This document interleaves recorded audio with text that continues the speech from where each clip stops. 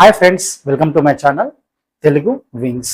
Friends, ఈరోజు మన ఛానల్లో ఒక ఇంపార్టెంట్ టాపిక్ గురించి తెలుసుకుందాం. ఆ ఇంపార్టెంట్ టాపిక్ ఏంటి, సో దానికి సంబంధించినటువంటి డీటెయిల్స్ ఏందో ఇప్పుడు మీకోసం.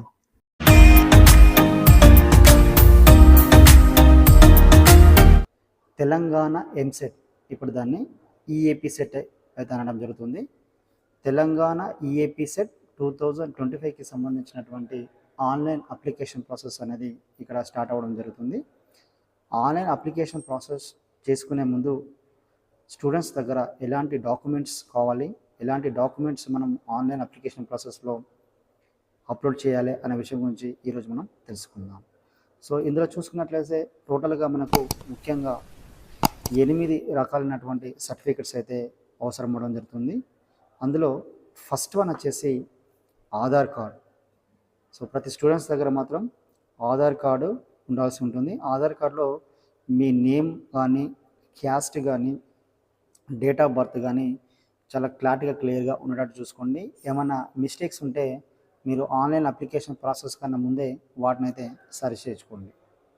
అలాగే సెకండ్ వన్ వచ్చేసి SSC or ITS equivalent mark sheet. So ఇది ఎస్ఎస్సికి సంబంధించినటువంటి మార్క్స్ మెమో కార్డ్. మనకు ఎస్ఎస్సి మార్క్స్ మెమో ఉంది కదా, అది కూడా ఒరిజినల్ సర్టిఫికెట్ మీ దగ్గర ఉండాలి. దాన్ని స్కాన్ చేసి మీ దగ్గర అయితే ఉంచుకోండి. అలాగే థర్డ్ వన్ వచ్చేసి 6th standard to inter study certificates. So మనకు 6th క్లాస్ నుంచి, ముఖ్యంగా 1st to 5th ఏం అవసరం లేదు, 6th క్లాస్ నుంచి ఇంటర్మీడియట్ వరకు స్టడీ సర్టిఫికెట్స్ అయితే కంపల్సరీ అవసరం వస్తాయి. సో వాటిని కూడా మీ దగ్గర అయితే ఉంచుకోండి. అలాగే 4th వన్ చూసుకున్నట్లయితే intermediate hall ticket number.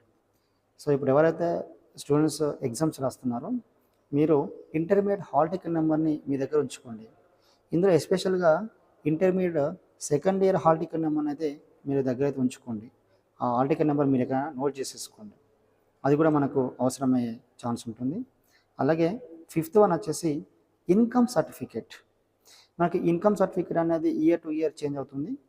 Compulsory income certificate అయితే అప్లోడింగ్లో అడగడం జరుగుతుంది. సో ఈ ఇన్కమ్ సర్టిఫికేట్ ఎలా ఉండాలంటే లేటెస్ట్గా ఉండాలి. అంటే 1st జనవరి 2025 నుంచి మనకైతే ఇన్కమ్ సర్టిఫికేట్ కన్సిడరేషన్ అనేది స్టార్ట్ అవ్వడం జరుగుతుంది. కాబట్టి మీరు లేటెస్ట్గా 1st జనవరి 2025 నుంచి ఏదైనా సరే ఒక డేట్లో ఇన్కమ్ సర్టిఫికేట్ అనేది తీసుకునేలాగా ప్రయత్నం చేయండి. అలాగే 6th వన్ వచ్చేసి ట్రాన్స్ఫర్ సర్టిఫికేట్. సో ఈ ట్రాన్స్ఫర్ సర్టిఫికేట్ వచ్చేసి మనం టీసీ అని చెప్పడం జరుగుతుంది. సో ఈ టీసీ కూడా మీ దగ్గర అయితే ఉంచుకోండి. అలాగే 7th వన్ వచ్చేసి క్యాస్ట్ సర్టిఫికేట్. ఈ క్యాస్ట్ సర్టిఫికేట్ అనేది ఇప్పుడు ప్రజెంట్గా ఒక రకం చెప్పాలంటే ఆప్షనలే. మీ దగ్గర క్యాస్ట్ సర్టిఫికేట్ ఉంటే అది అలాగే జాగ్రత్తగా దాచిపెట్టేసుకోండి. సో అది ఒకవేళ అడిగితే అడగవచ్చు, లేకపోయినా సరే లేదు, బట్ క్యాస్ట్ సర్టిఫికేట్ అయితే మీ దగ్గర అయితే ఉంచుకునండి. అలాగే రెసిడెన్షియల్ సర్టిఫికేట్. సో ఈ రెసిడెన్షియల్ సర్టిఫికేట్ కూడా మనకు అవసరం వస్తుంది. సో దీన్నే నివాస సర్టిఫికేట్ అని చెప్పేసి అనడం జరుగుతుంది. సో మీరు మీ మండల స్థాయిలో కానీ, గ్రామ స్థాయిలో కానీ, డిస్ట్రిక్ట్ స్థాయిలో కానీ రెసిడెంట్ సర్టిఫికేట్ మనం అప్లై చేసుకుంటే వాళ్ళు ఇస్తారు. ఆ రెసిడెన్స్ సర్టిఫికేట్ కూడా మన దగ్గర ఉంచుకోవాలి. ఇప్పుడు మనకు ఆన్లైన్ అప్లికేషన్ ప్రాసెస్ స్టార్ట్ అయిన తర్వాత ఇక్కడ చూపించినటువంటి 8 సర్టిఫికెట్స్లో అన్నీ అడగవచ్చు, లేదా కొన్ని కూడా అడగవచ్చు. కాబట్టి ముందు జాగ్రత్తగా ఎవరైతే ఆస్పిరెంట్స్ ఉన్నారో, స్టూడెంట్స్ ఉన్నారో, మీరు ఇక్కడ ఉన్న సర్టిఫికెట్స్ అన్నీ కూడా మీ దగ్గర ఉండేటట్టు చూసుకోండి. ఇందులో ఏదైనా సరే మనం త్వరగా అప్లోడ్ చేసుకోవచ్చు, కాబట్టి అప్లోడ్ చేయాల్సి ఉంటుంది. కాబట్టి కంపల్సరీ ఈ సర్టిఫికెట్స్ అన్నీ కూడా మీరు మీ దగ్గర ఉండేటట్టు చూసేసుకోండి. ఈ సర్టిఫికెట్స్ని కూడా మీరు అందరూ స్కాన్ తీసేసి ఒక ఫోల్డర్లో మీరు సేవ్ చేసేసుకొని మీ మెయిల్లో కానీ ఎక్కడైనా సేవ్ చేసేసుకోండి. స్కాన్డ్ కాపీగా మీరు సేవ్ చేసేసుకోండి.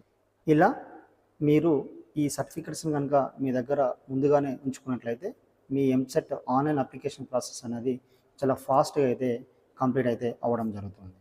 నేను EAMCET online application process start అయిన తర్వాత స్టెప్ బై స్టెప్ ఎలా డీటెయిల్స్ ఎంటర్ చేయాలి, ఆన్లైన్ అప్లికేషన్ ప్రాసెస్ ఎలా చేయాలి అనే విషయం గురించి నేను మరొక వీడియోలో చేస్తాను.